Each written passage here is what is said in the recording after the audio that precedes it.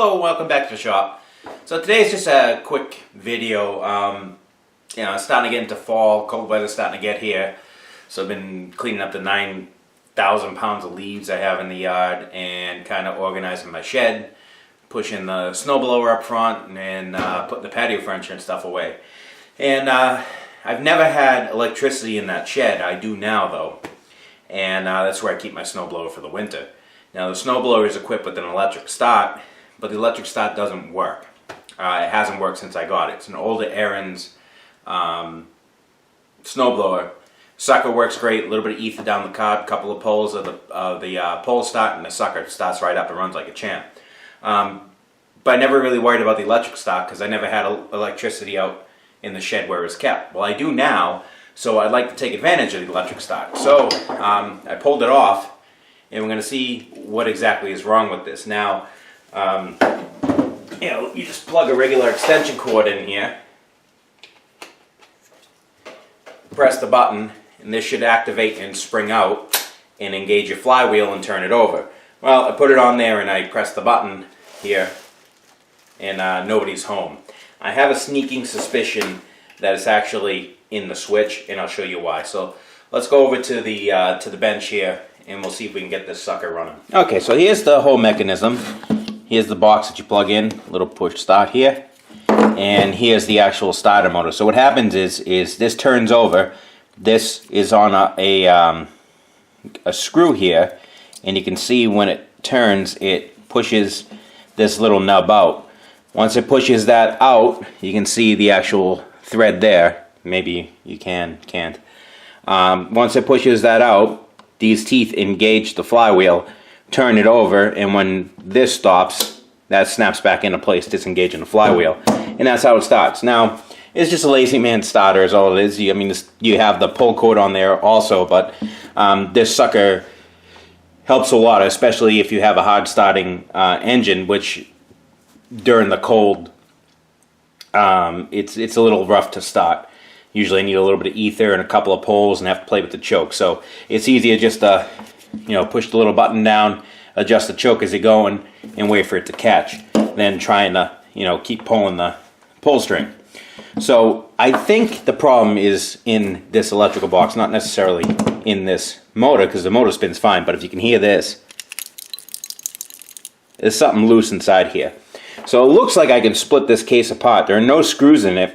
It may be sonic welded here. It may be heated up and welded, plastic welded, or it may just be clipped together. We'll find out. But there is a little rubber gasket there. So let me grab a screwdriver and see if we can just snap the sucker apart. Okay, so I moved. Yeah. Okay, so it was welded together. There's little tabs here, and here's a little plastic or rubber O-ring, which is not a huge deal. Once we figure out if there's anything wrong in here, what we can do is basically just super glue that sucker back together again. So there's our switch, and it's got the rubber O-ring on the top. Looks like this plug will plug right out, and see how this switch is mounted. That's just pushed in there. So very simple thing to do first. Yeah, I definitely think it's the switch.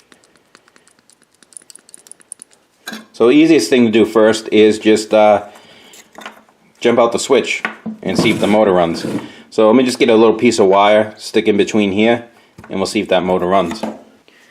Okay, so I have the switch jumped out. I have it plugged in to my power strip. I'm going to turn the power strip on. I'm going to see if this goes. I have it clamped in my vise, and my vise is just clamped to my table here, just so it doesn't flop around.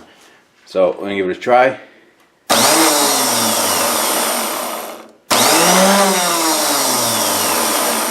So she works, and you can see how that pulls out to engage the flywheel. So basically what we need to do is find a replacement for this switch, and actually now that the little rubber boot fell off, you can see that it's definitely broken. So I got to just find some sort of replacement for this that'll fit inside that housing. And then we have our electric start back. Okay, so I was actually managed to track down the exact same switch. The only difference is it just has one extra contact. And it's actually the same manufacturer, same everything, same exact switch. I got it from DigiKey. It cost me like $3. The part number in it is E13-00E. And I guess a lot of these units use these. An entire unit will cost you, cheapest I found was like $60. And like I said, switch was $3. What I'm going to do is I'm going to set it in here. It can only fit in one way since that button in the middle is offset. But there was some corrosion on these connectors here, these female stake-ons. So I'm going to solder them in place. That'll keep out any vibration from breaking them, or if any kind of corrosion gets underneath that little, underneath the stake-on for any reason, we'll still have a good connection. So since I have it apart, it takes me 2 seconds to do. Might as well do it. Just want to make sure I got everything in the right way. So this gets plugged on to the common terminal, and this one gets plugged on to the NO terminal, which means normally open. And we'll just solder these suckers in. Okay, so I got everything all sealed up. Actually, instead of using super glue, I used some of that gasket in a tube, the silicone gasket stuff, and put it around the inside and let that dry, and that sealed it up nice. Figured that would be a better idea. That way there, we can get some good, sealing on there. Obviously it's going to be in snow. And this little condom piece here, this comes off. This is a separate piece that fits on top of the switch. I put some around the base on that on the inside and stuck it in, and we should be good to go. Just make sure this is all snug.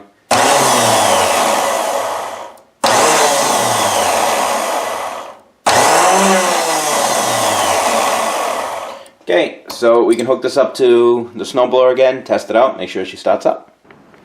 Okay, so this is the machine I came off of. It's an older Airens. It's a 96 actually. I kind of inherited this and it works fine. So what we're going to install that electric start back in here. I'm taping this in the shed because it's really windy outside. There's more light outside, but it'll be very noisy, so I'm doing it in here. And doing a little bit of maintenance on it while we're at it. We're going to replace the spark plug, change the oil. Tires are flat just from sitting, so we can pump those up and just get it ready for winter. So first things first, let me just prop open that door so it doesn't go slamming anymore, and answer that phone, and then we'll get to going on this. Okay, so these tires get inflated to 20 psi, and I have my portable air compressor, also known as nitrogen tank from my truck. And we're just gonna fill these suckers right up.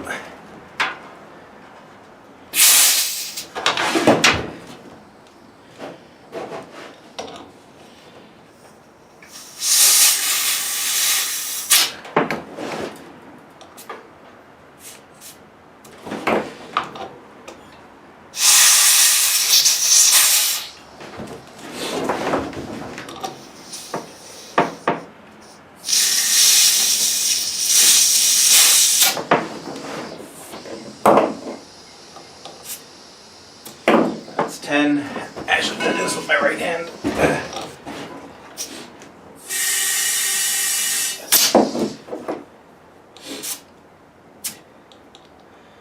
A little high.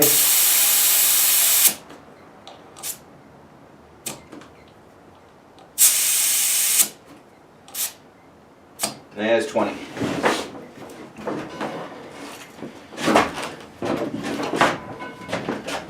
The other one over here.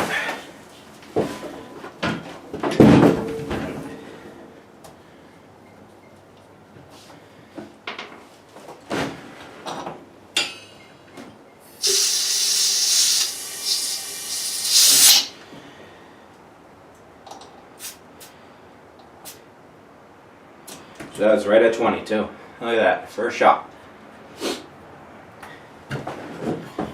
Okay. Okay, so everything should be pretty much hand tight since I last took it off. Okay, so these two screws come off. Gas tank comes off.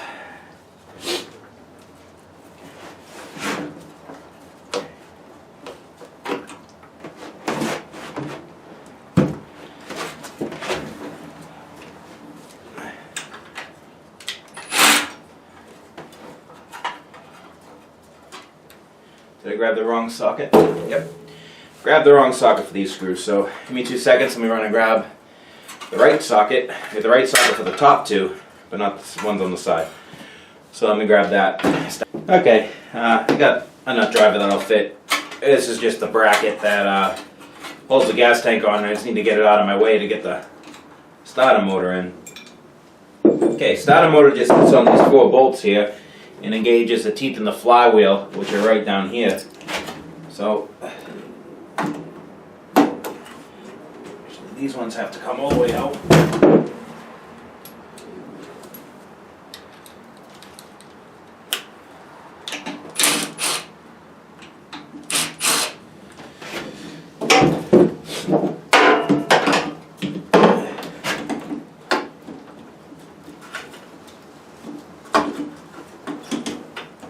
Okay.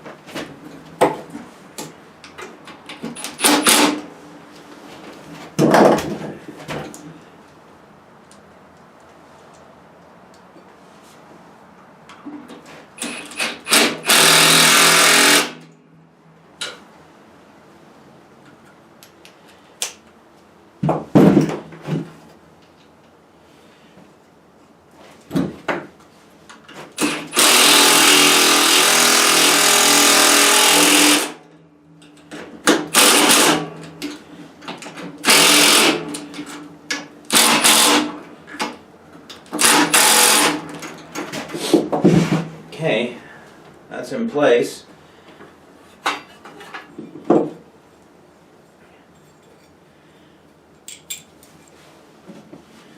Let's get this bracket back on.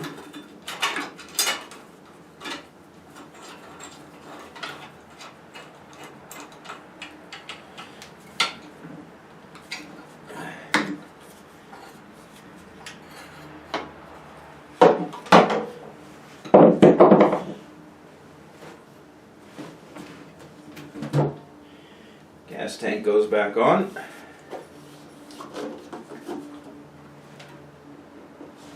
You gotta get a better. The spring clip's broken, so I'll just get a hose clamp. Put that on the outlet of the gas tank. Not a big deal. That just fits in the notch there. And that goes down.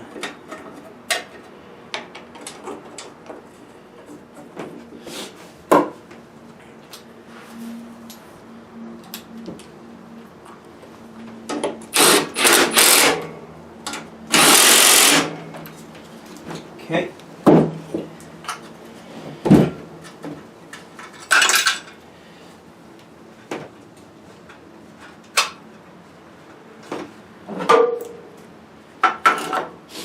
It's threaded back up here.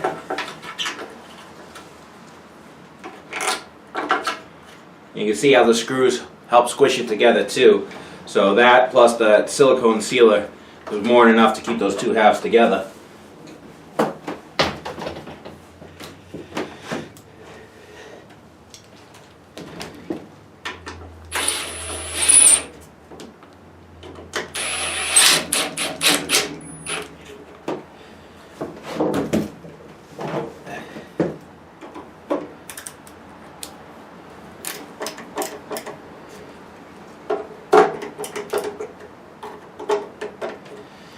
Okay. Now I want to start this up and let it run for a little while before I change the oil, but I do want to change the spark plug first.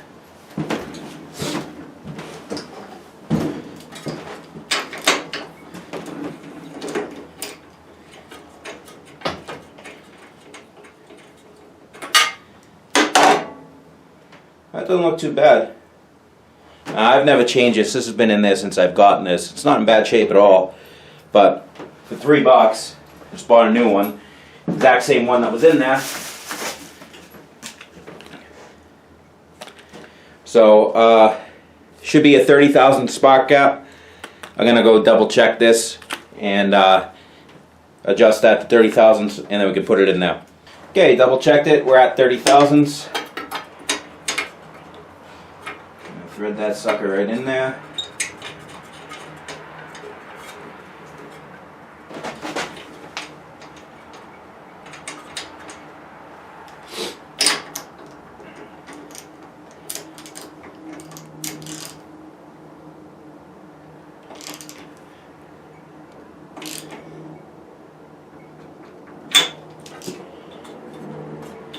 Okay, so now what I want to do first, since this sucker's been sitting for a while, I get a little bit of the oil flowing.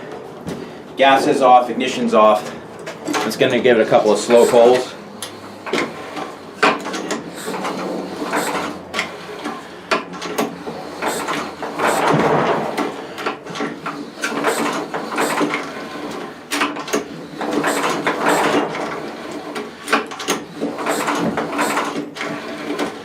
Okay, reconnect this. This gas tank is empty. I drain the gas every year when I put it away. I'm just going to put a little bit in there.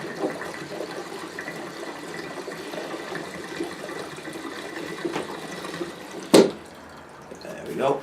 Should be more than enough. Turn gas shut off on.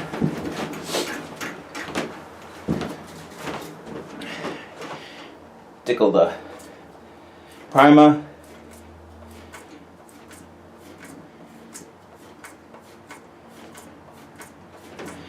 Alright, now this thing doesn't like to start when it's cold. It's one shot of the starter fluid, usually in a few pulls it'll start. So it'll probably be easier to start with the electric start now, but either way, it takes me 2 seconds. I just open the throttle and the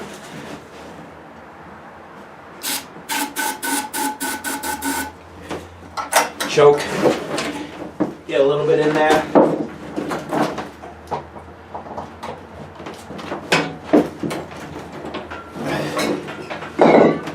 Alright, choke is closed.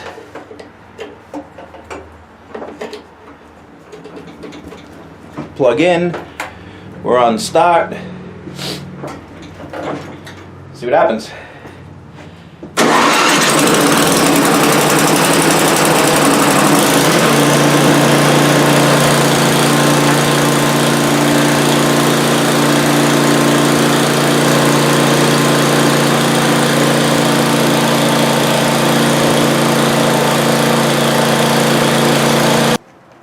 Okay, it's been running for about 10-15 minutes, nice and warm, no issues. Drain, oil drain is right here.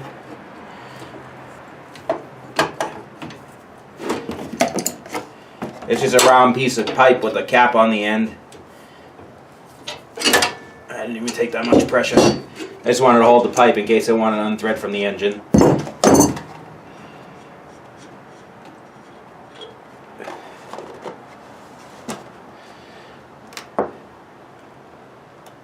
Yeah, it's not hot, but it definitely is warm. So let that trickle and drain out.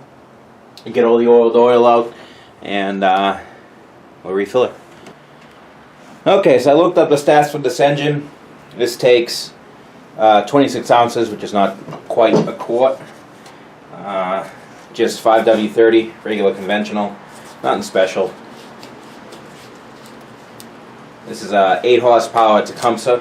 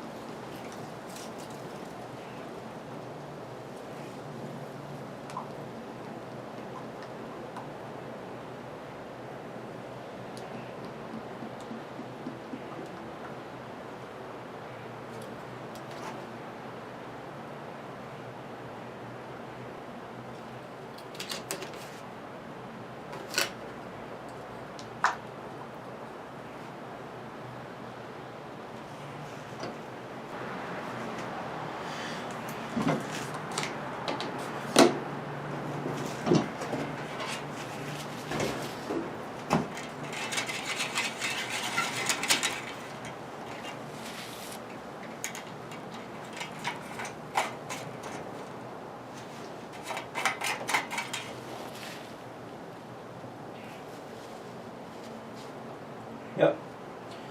It's right in between the full marks there.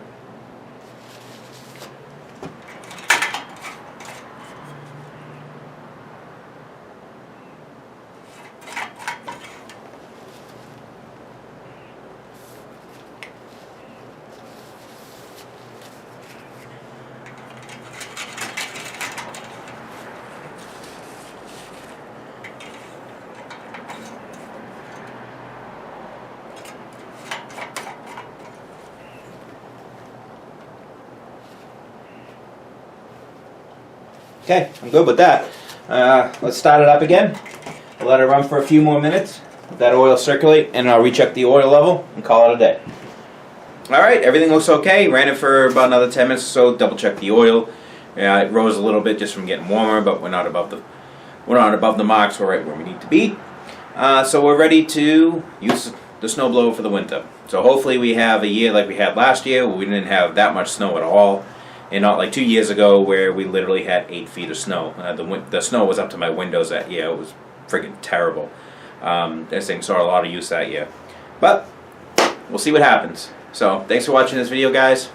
We'll see you on the next one.